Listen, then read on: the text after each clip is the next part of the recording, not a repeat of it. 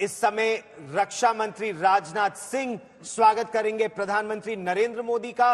रक्षा मंत्री राजनाथ सिंह फिर जैसे परंपरा है और ये गणतंत्र दिवस की पुरानी परंपरा है, वो तीनों सेना अध्यक्षों से, चीफ ऑफ डिफेंस स्टाफ से, रक्षा राज्य मंत्री से प्रधानमंत्री को इंट्रोड्यूस करेंगे। कैबिनेट सेक्रेटरी वहां पर खड़े हुए हैं। Chief of defence staff general Anil Chauhan, chief of army staff general Upendra Dwivedi, admiral Tripathi Dinesh Tripathi, chief of naval staff, air chief marshal AP Singh, chief of air staff, और फिर प्रधानमंत्री दर्शक दीर्घा में कुछ कदम चलकर जाते हैं ताकि लोगों से भी वो हाथ हिलाकर उनका अभिवादन स्वीकार कर सके, उनका अभिनंदन कर सके। और इससे भी बहुत उत्साह, इसमें कई विदेशी गणमान्य अतिथि भी हैं, एम्बेसडर्स हैं कई देशों के, डिफेंस अटैचेज हैं कई देशों के, और 10,000 विशिष्ट अतिथि दिव्यांग भी उनमें हैं। जो विशिष्ट अतिथि आज यहां पर जिनको बुलाया गया है उनमें आंगनवाड़ी पे काम करने वाले लोग भी हैं, इमरजेंसी वर्कर्स भी हैं। इन सबको यहां विशेष तौर पर आमंत्रित किया गया है 76वें गणतंत्र दिवस परेड पर। तो प्रधानमंत्री सबसे पहले सभी लोगों का स्वागत करते हुए सभी लोगों का अभिवादन भी वो स्वीकार कर रहे हैं। लोग अपनी जगहों से उठकर एक नजर प्रधानमंत्री को देखने के लिए भी और साथ में उनका अभिवादन करने के लिए भी वो सब वहां पर हैं। चंद मिनटों की बात है, देखिए 10:24 हो चुके हैं सुबह के, और राष्ट्रपति का काफिला आपने देखा है कि राष्ट्रपति भवन से निकल चुका है। बस आसपास की ये सारी जगह है, लेकिन सुंदरता इतनी होती है समय के इस तालमेल की कि बिल्कुल सटीक समय पर, ठीक समय पर सब पहुंचेंगे। देखिए प्रथम पंक्ति में जो केंद्रीय मंत्री हैं वो सब मौजूद हैं, जिनका स्वागत कर रहे हैं प्रधानमंत्री यहाँ पर। ये सब मेहमान के ही रूप में यहाँ पर आए हैं, लेकिन ये जो आयोजन है उसमें सबसे विशिष्ट अतिथि का अभी आना यहाँ पर बाकी है। जब देखिए आप आगे राष्ट्रपति अंगरक्षकों को देखेंगे, जिनके बारे में जब उनकी ऊंचाई, उनकी लंबाई, उनके घोड़ों की ऊंचाई और उस पर जो भाला लेकर वो बैठते हैं, कुल 9.5 हाथ, गौरव 15.2 हाथ का उनका होता है घोड़े की लंबाई, और 9 फीट, जैसा आपने बिल्कुल सही कहा, वो भाले की ऊंचाई होती है। और ये भारतीय सेना की सबसे पुरानी रेजिमेंट, प्रेसिडेंट्स बॉडीगार्ड को कहते हैं। 1776 में इसका गठन जब हुआ था तो ये वाइसरॉयज बॉडीगार्ड थे।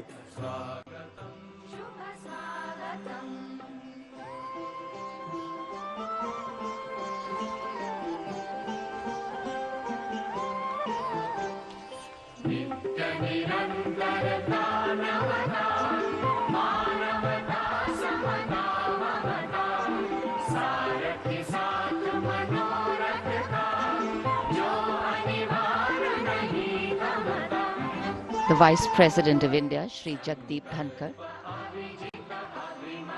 arriving here.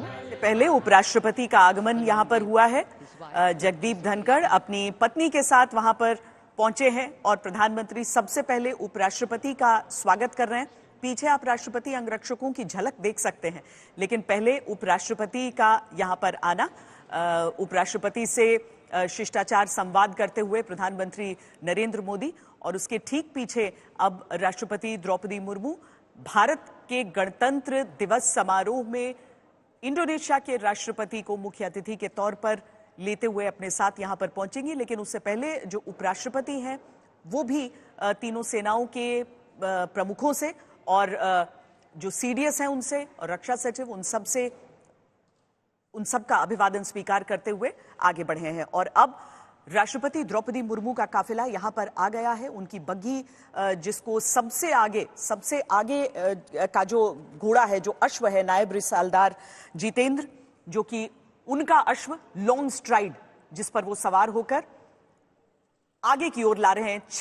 6 अश्व के साथ ये कितनी सुंदर बग्घी, जिसके पीछे सारी वो गाड़ियों की कतार लगी हुई है। और आप एक तरह से देखिए ना, यहां आप विरासत भी देख रहे हैं और विकास भी देख रहे हैं। इंडोनेशिया के 8वें राष्ट्रपति हैं राष्ट्रपति प्रबोवो सुबियांतो। सेना में रह चुके हैं, स्ट्रैटेजिक फोर्सेस के कमांडर रह चुके हैं, स्ट्रैटेजिक रिजर्व फोर्स के कमांडर रह चुके हैं, और प्रधानमंत्री नरेंद्र मोदी के अभिन्न मित्र भी हैं और उनके बारे में कहा यह जाता है कि जिस तरह से वो भी अपने देश में लोगों को आगे ले जाना चाहते हैं, फ्री मील स्कीम स्कूली बच्चों के लिए उन्होंने शुरू की, उसके साथ साथ प्रेग्नेंट महिलाओं के लिए, गर्भवती महिलाओं के लिए उन्होंने भोजन की व्यवस्था की और अब अपने देश को सामरिक तौर पर सशक्त बनाना चाहते हैं और इसीलिए भारत के साथ ब्रह्मोस सुपरसोनिक क्रूज मिसाइल का एक करार भी हो सकता है। देखिए कितने तपाक से गले मिले प्रधानमंत्री नरेंद्र मोदी से राष्ट्रपति सुबियांतो। और इंडोनेशिया वो देश है जहां का राष्ट्रीय चिन्ह है, प्रतीक है उनका गरुड़। और भारत में जिस तरह का संबंध इंडोनेशिया के साथ रहा है वो सब जग जाहिर है। जिस तरह से वहां पर रामायण का मंचन, महाभारत का खेल, ये सारी चीजें होती हैं। बहुत बहुत प्राचीन मंदिर वहां के अलग अलग हिस्सों में आपको देखेंगे। इंडोनेशिया में ही वो जगह है जोग्यकर्ता, योग्यकर्ता अगर आप कहें, वैसे अब जोग्यकर्ता उसे कहा जाता है, जिसका अर्थ होता है अयोध्या।